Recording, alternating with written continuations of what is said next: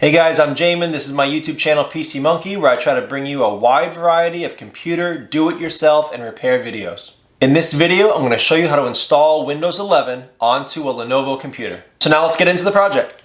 To install Windows 11 onto my Lenovo computer, I'm going to be using this, a Windows 11 Install Media USB. Now I created this myself for free off of the Microsoft website. You can check out this video to see how I did that. You're going to need another working computer. You can borrow a friend's, use your second computer, go to a library. If you don't have access to another computer to make this yourself, you'll probably have to purchase it. When you purchase it, make sure you get install media and not recovery media. A lot of sellers try to label recovery media as install media, but you cannot install Windows with recovery media. There'll be a link up top on all of the tools and supplies I use here. Look at the repair tools list and you'll see some examples of Windows 10 and Windows 11 install media that you can use for this operation. So now I'm going to take my Windows 11 install media USB. I'm going to plug it into the USB port of my Lenovo.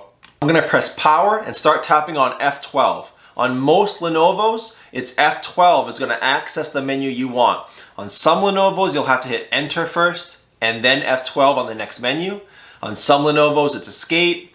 There's all different kinds for different models, but it's usually F12 or enter and then F12. If you can't find yours, try the various function keys, look up your exact model, or message me if you're having trouble and I can help you out. But on this model, I'm going to hit power, start tapping on F12 right away. So now that we're here, I have two options, my Windows Boot Manager or my USB device SanDisk. I'm going to go down to the USB device. That's what we're going to boot off of. Okay, so here's where we're going to start choosing options. So as a side point, I'm using a USB mouse right now. If your touchpad doesn't work, if your tab keys aren't working right now, you may need to plug in a USB mouse like I did. So I'm going to go down and hit next. Install now. Accept the TNCs.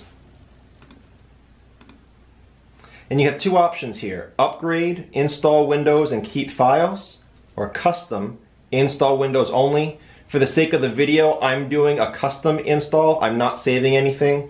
For a lot of my troubleshooting reasons, if the operating system's not functioning correctly, I find it's always better to do this one. So again, for the sake of the video, this is the one that I'm choosing. I don't save any data. I erase everything because I'm often just trying to wipe everything. If you want to save data, you're going to save the partition that your data's on. I'm going to go ahead and delete them all for the video. But again, you would save a partition if there's data on it that you want to save. So I'm going to delete all of them until all I have left is unallocated space, which is where I want to install Windows. I'll hit next. And there it goes. Just a quick reminder at this point, guys, make sure your computer is plugged in. If it's not plugged in during an install and the computer battery runs out, the computer shuts off, that could damage the install process. You may have to restart it all over again, only it may be a little more pain in the butt to get it going. So make sure your computer is plugged in so you don't lose power during the install. Your Windows may need to restart once or twice during this install process. That's fine. To set up your device using a screen reader, turn on narrator by pressing Windows plus Control plus Enter. For more.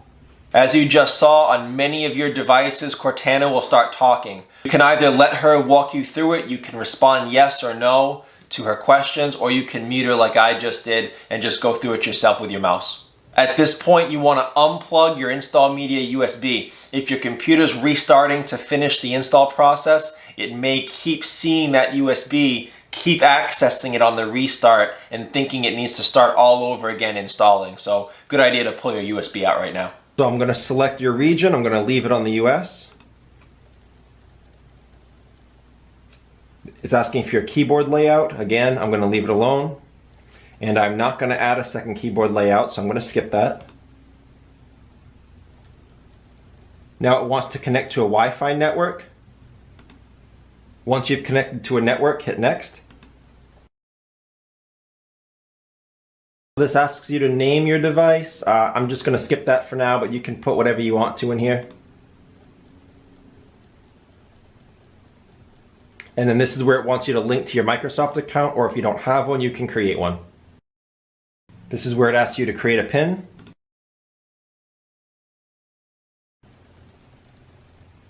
So this is where you choose your privacy settings, location data, diagnostic data, tailored experience, advertising.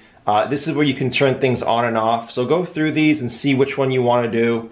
I don't like giving people data unless I'm getting paid for it, so I typically turn them all off. But you can do what you want.